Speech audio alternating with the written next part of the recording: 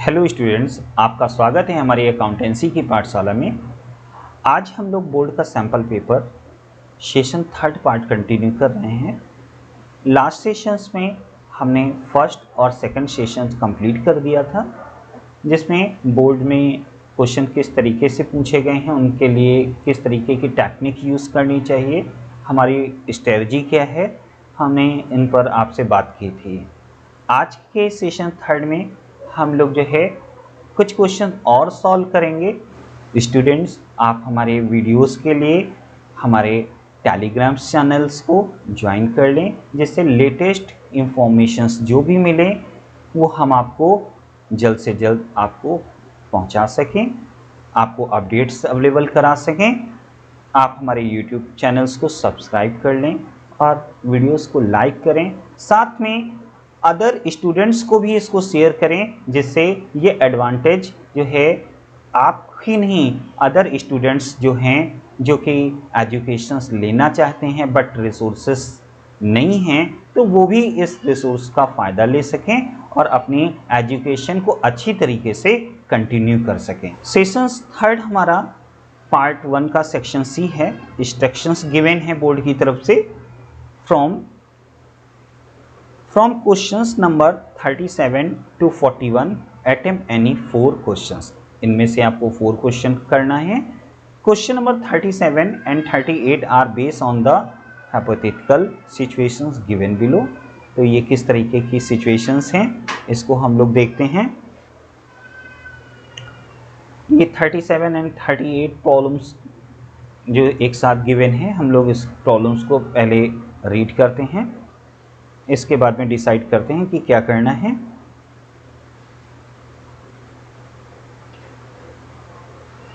हमारा क्वेश्चन है, bright star limited is engage in manufacturing of high and medical equipments. Considering the prospectus of high growth in this segment, the company has decided to expand, and for this purpose additional investments of rupees 50 crore is required. Director have decided that 20% of this requirements would be financed by raising long-term debts and balance by issue of equity shares. As per memorandum of associations of the company, the face value of equity shares is rupees 100 each. Also considering the market standing of the company, these shares would be issued at a premium of 25%. Directors decided to issue sufficient shares to collect the desired amount including premium. The prospectus was issued to the public and the issue was oversubscribed by 2 lakh shares, which were issued letter of regret. Answer the below mentions questions considering that the entire amount was payable on application. इस question में 2 categories हमें देखने को मिल रही हैं। पहली बात जो हमें देखने को मिल रही है वो ये है कि यहाँ इन्वेस्टमेंट की बात की गई है, और इन्वेस्टमेंट किस तरीके से किया गया है इस पर हम लोग वर्क करते हैं।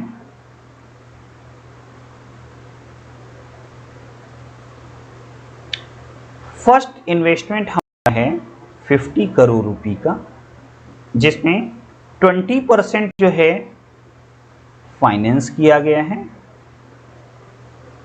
लॉन्ग टर्म डेब्ट्स के थ्रू और बाकी का पार्ट इक्विटी शेयर्स के थ्रू है। दूसरी बात जो क्वेश्चंस में बोली गई है कि एक शेयर की जो कॉस्ट है वो 100 है और सिक्योरिटी प्रीमियम 25% है। क्वेश्चन में ये भी क्लियर किया गया है कि 2 लाख शेयर्स ओवर सब्सक्राइब्ड हैं। ओवर सब्सक्राइब्ड का मीन्स है ज़्यादा शेयर्स आ गए हैं, इसलिए कंपनी जो है जो एक्स्ट्रा शेयर्स आए हैं उनको रिटर्न करने की प्लानिंग कर रही है। क्वेश्चंस को स्टडी करने के बाद में अब हम आ जाते हैं क्वेश्चन नंबर 37 के पार्ट्स पर।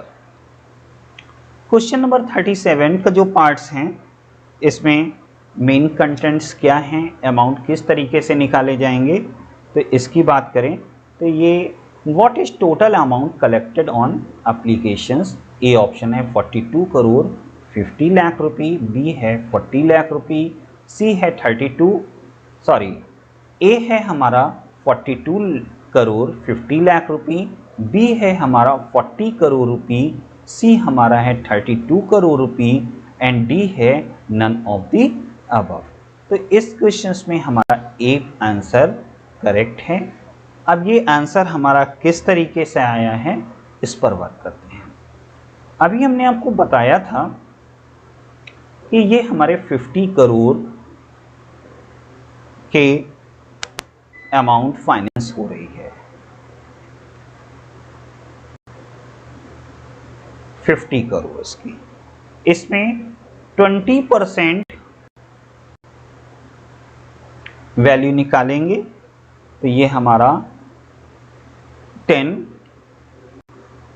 करोड़ रुपये आ जाएगा।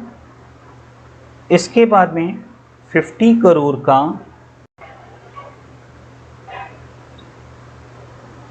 80% आप कैलकुलेट करिए। 80% जब करोड़ जो है करेंगे तो ये हमारा 40 करोड़ रुपये दिखाई दे रहा है। अब हमारे को करना ये है कि कंपनी ने 2 लाख ओवर सब्सक्राइब शेयर्स थे,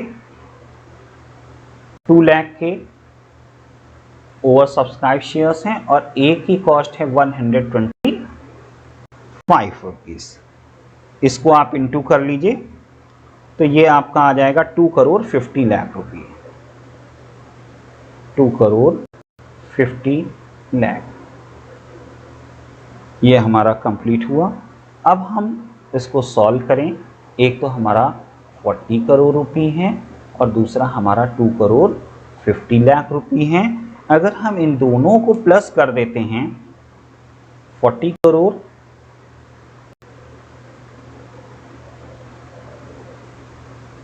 एंड 2 करोड़ 50 लाख, तो इन सबको सम करने पर जो फाइनली हमें वैल्यू मिलती है वो 42 करोड़ 50 लाख रुपये मिल जाती है। तो ये हमारा आंसर है। तो हम लोगों ने आंसर 42 करोड़ 50 लाख रुपये ए ऑप्शंस को टिक किया है। ये हमारा करेक्ट आंसर है। एक बार फिर से आप समझ लें 50 जो है करोड़ रुपये है जिसमें 20% और 80% हमने किया। क्यों किया है? क्वेश्चंस में गिवन है कि 50 करोड़ हैं जिसमें डायरेक्टर ने डिसाइड किया 20% of requirement will be finance, 20% हम फाइनेंस करेंगे और बाकी का 80% हम इक्विटी शेयर्स इशू करेंगे। तो इसलिए हमने इसके 2 पार्ट्स में डिवीज़न किया। तो ये हमारा रिजल्ट रहा। नेक्स्ट हमारा है how many equity shares were offered for issue bye bright star company. तो स्टूडेंट्स इक्विटी शेयर्स हमारे कितने के हैं? 40 करोड़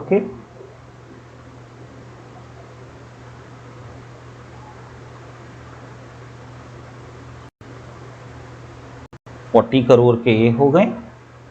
आपका 1 शेयर की कॉस्ट थी 100 प्लस प्रीमियम था 25, तो ये हो गया 125। तो आप जो सॉल्व करेंगे तो 32 लाख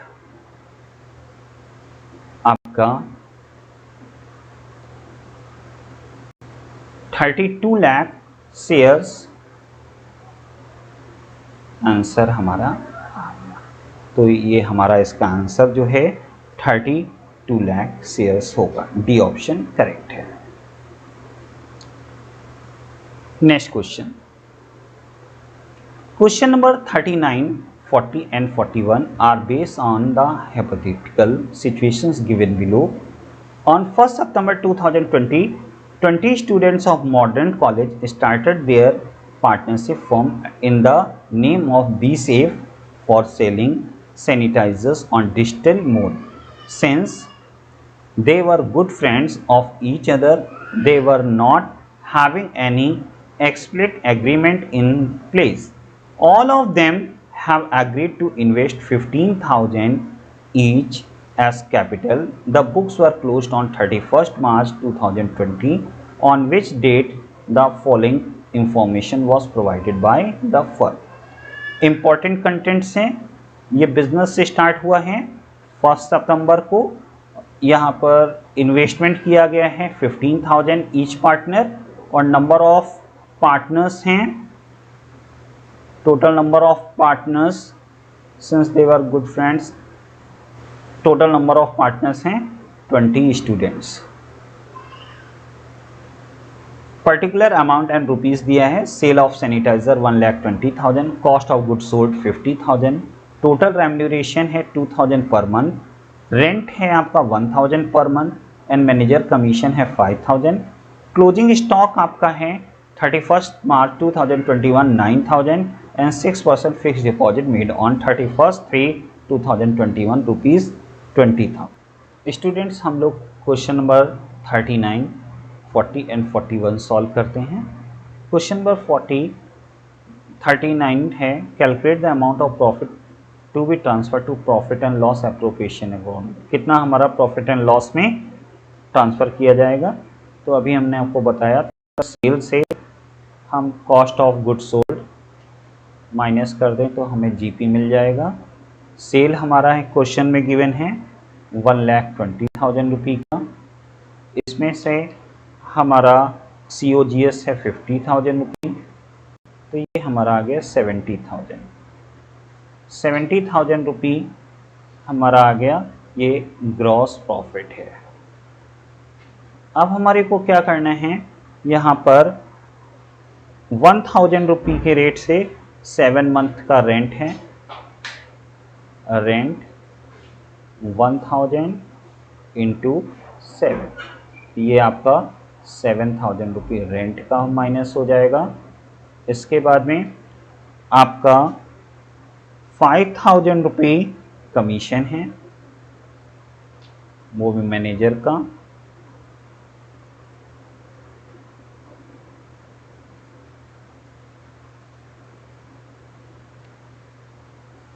5,000 रुपये ये कमीशन हो गया।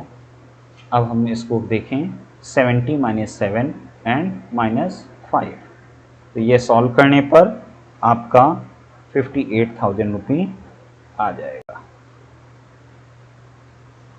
70,000 - 7,000 किया, ये 63,000 माइनस किया हमने 5,000, ये 58,000 रुपये ये हमारा आ गया प्रॉफिट एंड लॉस एप्रोप्रिएशन के लिए जो ट्रांसफ़र होगा। इट मीन्स हमारा ए ऑप्शन सही है।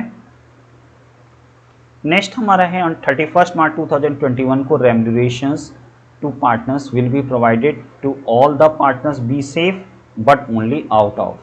तो इसका आंसर पहला है profit for the accounting year, दूसरा है रिजर्व, तीसरा है अकोमुलेटेड प्रॉफिट, लास्ट है गुडविल। तो इसका फर्स्ट ऑप्शन सही है, profit for the accounting year. Next question हमारा 41 है, on 1st December 2020 one of the partner of the firm introduced additional capital 30,000 and also advance a loan 40,000 to the firm. Calculate the amount of interest that partners will receive for the current accounting period. तो students यहाँ पर 40,000 rupees ये loan लिया गया है। Absence of partnership date 6% होता तो 6/100, और ये लोन आपका लिया गया है 1 दिसंबर को, इट मीन्स 4/12। अब इसको आप सॉल्व करिए, सॉल्व करेंगे तो ये 800 रुपीज़ आ गया, तो 800 रुपी हमारा डी ऑप्शन करेक्ट है। नेक्स्ट हमारा part 2 section A instructions from questions number 42 to 48 attempt any 5 question. हमें 5 क्वेश्चन अटेम्प्ट करने हैं। क्वेश्चन नंबर 42 हमारा गिवन है, उसको हम लोग रीड कर रहे हैं। क्वेश्चन नंबर 42 है given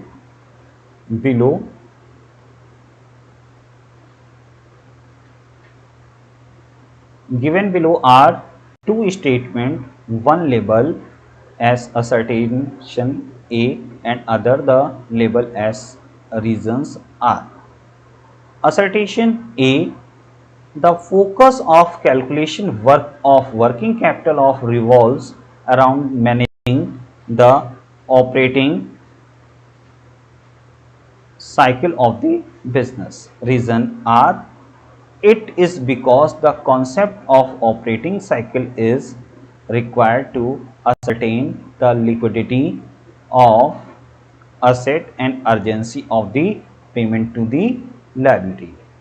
In the context of the above two statement, which of the following is correct? Quotes हमारे given हैं। quotes हमारा है both A and B are true but R is not explanation of working capital management. Second, B, both A and R are true for R is correct explanations of A. C है both A and R are false. D हमारा है D, A is false but R is true. तो हम देख पा रहे हैं कि हमारा ये ऑप्शन करेक्ट है। Both A and R are true, R is the correct explanation of A. ये हमारा आंसर इसका सही है।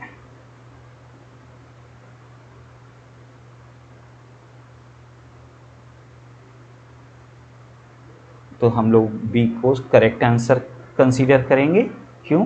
क्योंकि हमारी वर्किंग कैपिटल टर्नओवर रेशियो का फॉर्मूला पहले देखते हैं।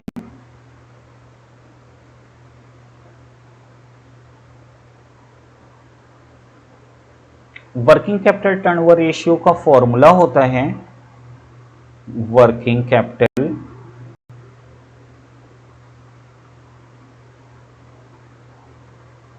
Capital turnover ratio equal to revenue from operation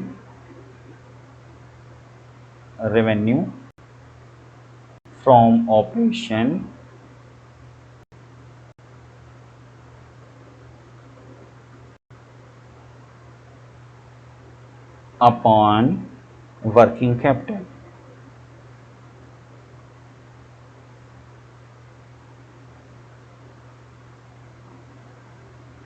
modern time में रेवेन्यू फ्रॉम ऑपरेशन सेल्स को बोलते हैं और वर्किंग कैपिटल का फॉर्मूला होता है current assets minus current liability.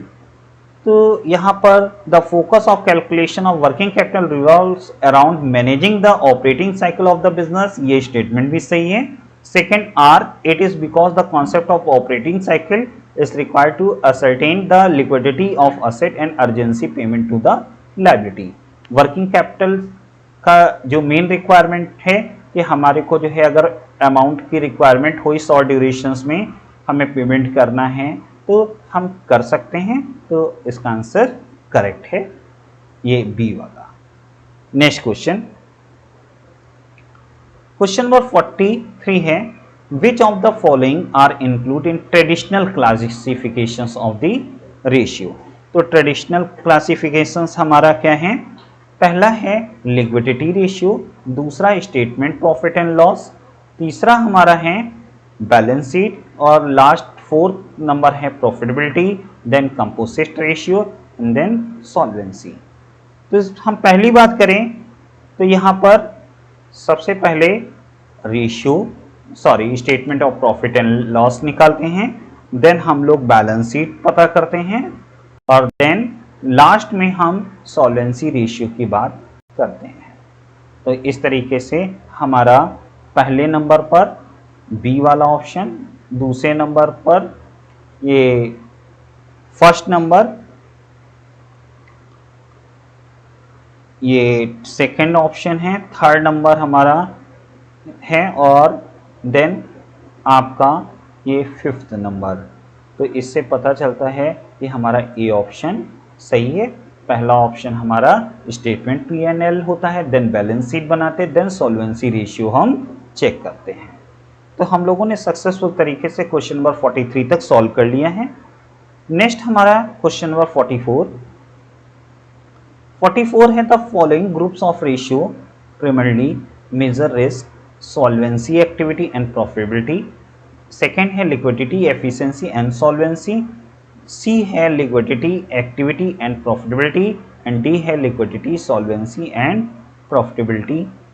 तो इसकी जब हम बात करें तो यहाँ पर हमारा डी ऑप्शन करेक्ट है, क्योंकि सबसे पहले लिक्विडिटी होती है, देन सॉल्वेंसी होती है, देन प्रॉफिटेबिलिटी होती है। ये इसका जो है सिस्टम है जो कि शेड्यूल से सबसे पहले हम लिक्विडिटी चेक करते हैं कि हमें कैश की रिक्वायरमेंट हो तो हम कितना कैश का अरेंजमेंट कर सकते हैं। देन सॉल्वेंसी को चेक करते हैं आपके डेब्ट इक्विटी रेशियो वगैरह से।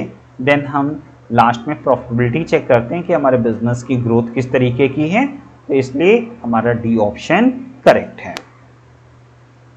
क्वेश्चन नंबर अब हम लोग सॉल्व करेंगे 44 एंड क्वेश्चन नंबर 45 यहाँ पर due to technical issue question miss हो गए हैं, तो इसका हम आपको जो है क्वेश्चंस बना करके दे देंगे। तो ये क्वेश्चन नंबर 46 कंटिन्यू कर रहे हैं। Which one of the following is correct. पहला है a ratio is arithmetical relationship of one number to another number. Second है liquidity ratio is also known acid test ratio. Third है ideally accepted current ratio is 1:1, and fourth number है debt equity ratio is the relationship between outside funds and shareholder funds in the context of the above two statement, which of the following option is correct। तो A हमारा है all, first, second, third and fourth। B हमारा है only 1, 2 and 4। C हमारा option है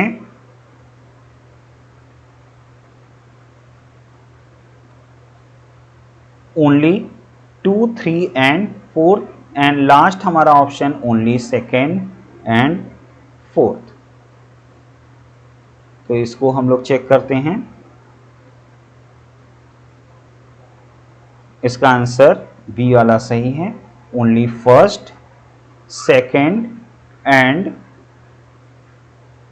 fourth. ये हमारा option सही है, ओनली 1 का मतलब है रेशियो अर्थमेटिकल है। ये फर्स्ट नंबर हमारा हो गया। सेकंड नंबर की बात करें तो सेकंड नंबर हमारा liquidity ratio is also known acid test ratio, correct है। और इसके बाद में फोर्थ नंबर हमारा है डेब्ट equity ratio is relationship between outsiders funds and the share holder funds in the context of above two statement. तो ये हमारा थर्ड नंबर हो जाता है। तो इस तरह से ये हमारा ऑप्शन सही हो गया है। यहाँ पर क्वेश्चन नंबर हमारा गलत पड़ गया था, इसलिए टेक्निकल इशू हो रही थी, बट इसका क्वेश्चन नंबर ये 45 है और इसका आंसर हमने आपको दे दिया है। इसका बी ऑप्शन करेक्ट है। नेक्स्ट क्वेश्चन नंबर 46 सॉल्व करते हैं। Which one of the following are the tools of vertical analysis, ratio, comparative statement and common size. यहां पर हमारे से बोला गया वर्टिकल एनालिसिस। तो वर्टिकल एनालिसिस की बात करें तो यहां पर हमारे को दो चीजें जो है सही लग रही हैं कि पहले नंबर पर हम डिस्कस करते हैं रेशियो को और इसके बाद में सेकंड नंबर पर हम डिस्कस करते हैं कॉमन साइज। ये दोनों ही हमारे वर्टिकल एनालिसिस हैं, तो इसलिए इसका B option both 1 and 3 is correct. ये हमने करेक्ट आंसर को टिक कर दिया है। नेक्स्ट क्वेश्चन हमारा है match the item given the headings and सब हेडिंग। यहाँ पर हमें मैच करना है हेडिंग और सब हेडिंग को। तो स्टूडेंट्स हम सबसे पहली बात करें लूज टूल्स। तो लूज टूल्स ये किससे रिलेटेड है? लूज टूल्स का रिलेशन हमारा इन्वेंट्री से है, इसलिए ये 1 नंबर हो गया। पेटेंट की बात करें तो पेटेंट हमारी इंटेंजिबल फिक्स एसेट होती हैं, तो ये 2 हो गया।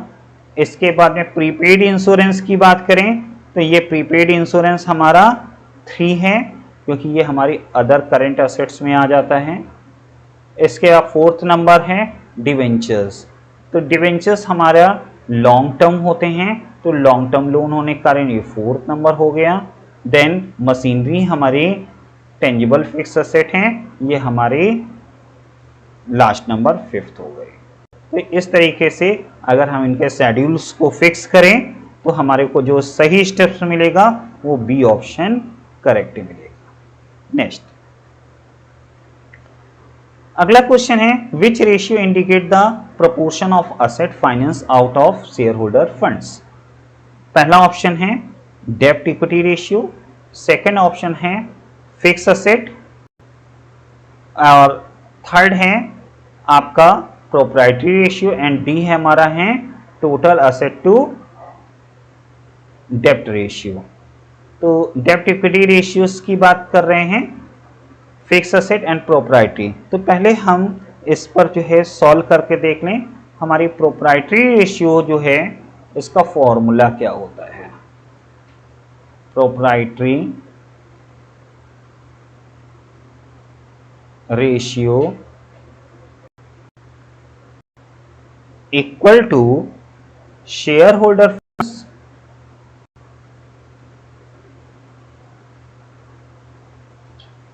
shareholders funds upon total assets। तो शेयर होल्डर फंड्स हमारे अपॉन टोटल असेट्स, तो इसमें जो हमारा ऑप्शन है डेफिनेशन पार्ट के अकॉर्डिंग सी है, ये हमारे proportion of asset finance out of share holder fund से रिलेटेड है, तो सी ऑप्शन हमारा करेक्ट है। नेक्स्ट आंसर ये पार्ट 2 सेक्शन बी हमारा है, ये 49 to 55 इनमें से हमें 6 क्वेश्चन अटेम्प्ट करने हैं। तो 6 क्वेश्चन कैसे अटेम्प्ट करेंगे, क्या क्वेश्चंस हैं देखते हैं। यहाँ पर सबसे पहली बात हमारे से बोली गई है if total sale is 2,50,000 and credit sale is 25% of cash sale, the amount of credit sale is। हमें क्रेडिट सेल निकालनी है, टोटल सेल तो हमको पता है जो कि 2,50,000 है। इसके बाद में 25% ऑफ कैश सेल है, तो इट मीन्स 25/125। जब हम सॉल्व करेंगे तो ये हमारा आ जाएगा 50,000 रुपीज़। 50,000 रुपये ये हमारा ए ऑप्शन करेक्ट हो गया, ये हमारी है क्रेडिट सेल की वैल्यू। नेक्स्ट क्वेश्चन हमारा है what will be the amount of gross profit of a firm, it's average inventory is 80,000 and inventory turnover ratio is 6 time and the selling price is 25% above cost. तो इसमें हमारे को inventory का part निकाल करके ही दे दिया 80,000 रुपये, यहाँ पर एवरेज इन्वेंट्री पता है और आंसर हमें पता है 6 टाइम्स है। तो हम लोग का फॉर्मूला क्या होता है इन्वेंट्री टर्नओवर रेशियो का? Inventory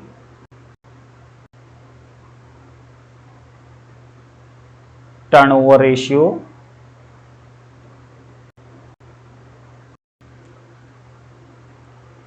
equal to cost of revenue, cost of revenue upon average inventory.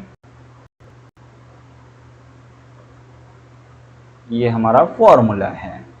तो कॉस्ट ऑफ रेवेन्यू की बात करें, ये हमें पता नहीं है, बट हमें इतना पता है एवरेज इन्वेंट्री 80,000 है। जब हम इसको सॉल्व करते हैं तो 6 टाइम आता है 6/1, तो इसकी वैल्यू हमें पता करनी है।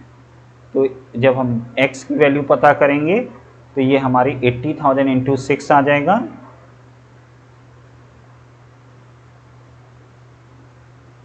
ये हमारा 4,80,000 रुपये, और इसका हमको कितना निकालना है 25%, क्योंकि सेलिंग प्राइस का 25% है। तो जब हम लोग सॉल्व करेंगे तो ये 1,20,000 रुपये आ रहा है, और ये 1,20,000 रुपये हमारा ए ऑप्शन करेक्ट है। नेक्स्ट क्वेश्चन हमारा है 51। इसको रीड करते हैं। Which of the following statements are false when all comparative figures in a balance sheet are stated at percentage of total? It is termed as horizontal analysis. Second point है B, when financial statement of several years are analyzed, it is termed as vertical analysis. और last है vertical analysis is also termed as time series analysis. तो इनको हम लोग solve करते हैं। Choose from the following option both A and B। B option है A and C, और C है both B and C, and last हमारा है D, all 3 A, B and C। तो ये हमारा D ऑप्शन करेक्ट है। क्यों करेक्ट है? क्योंकि सबसे पहले कंपैरेटिव फिगर्स होती हैं बैलेंस शीट की, जो कि परसेंटेज को शो करती हैं, ये हॉरिजॉन्टली होती, करेक्ट है।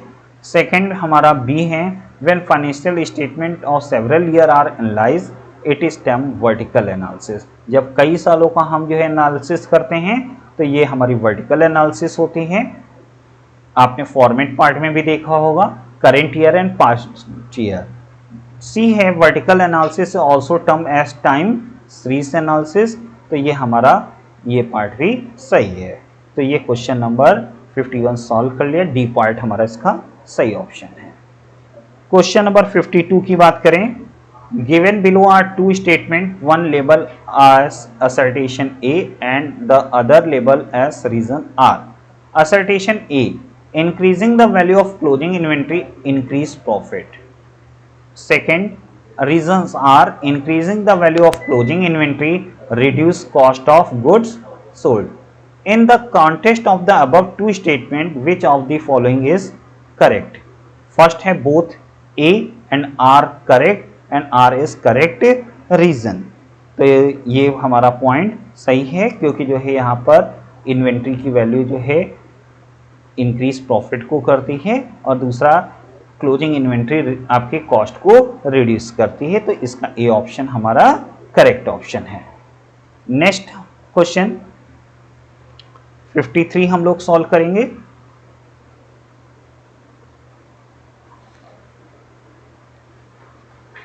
Given below are two statements, one label as assertion A and other label as reason R. Assertion A high operating ratio indicate a favorable positions. Second, reasoning R, a high operating ratios level high margin to meet non-operating expense. इसके बाद में in the context of the above two statement, which of the following is correct? A and R both are correct. R correctly explain A. Second, both A and R correct, but R does not complain A. C part है both A and R are correct, incorrect, and D है A is correct but R is incorrect. तो हम लोग जो है इसको solve करते हैं, किया है अभी।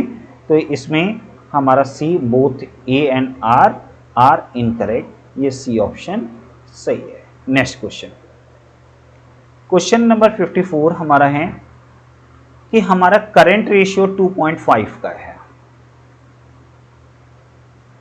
ये 2.5 है, और अब अकाउंटेंट मेंटेन करना चाहता है 2:1।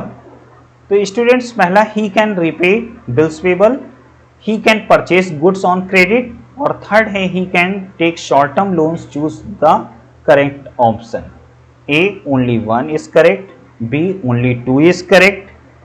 इसके बाद में C only 1 and 3rd are correct, और D है only 2nd and 3rd are correct. तो इसका ऑप्शन डी करेक्ट है।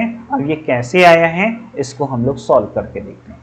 करंट रेशियो का फॉर्मूला होता है current assets upon current liability, जो कि यहाँ पर 2.5:1 है। इट मीन्स इसको हम कह सकते हैं ये 2,50,000 एज्यूम कर रहे हैं और ये आपका 1 लाख होगा। अब पहली बात, ही कैन रीपे बिल, अगर वो बिल को रीपे करता तो इसका रिजल्ट क्या होगा, आपका करंट लायबिलिटी कम हो जाएगी और आपके कैश भी कम हो जाएंगे। तो इसका रिजल्ट हमारे पर नहीं पड़ता है, 2:1 नहीं आएगा। But he can purchase goods on credit, अगर वो गुड्स को क्रेडिट पर खरीदते हैं, सपोज कर लेते हैं कि 2,50,000 के हैं और 50,000 रुपये हमने स्टॉक खरीद लिया, तो ये हमारे टोटल हो गए 3 लाख रुपये। इसके बाद में सेकेंड बात हम करेंगे आपकी लायबिलिटी की।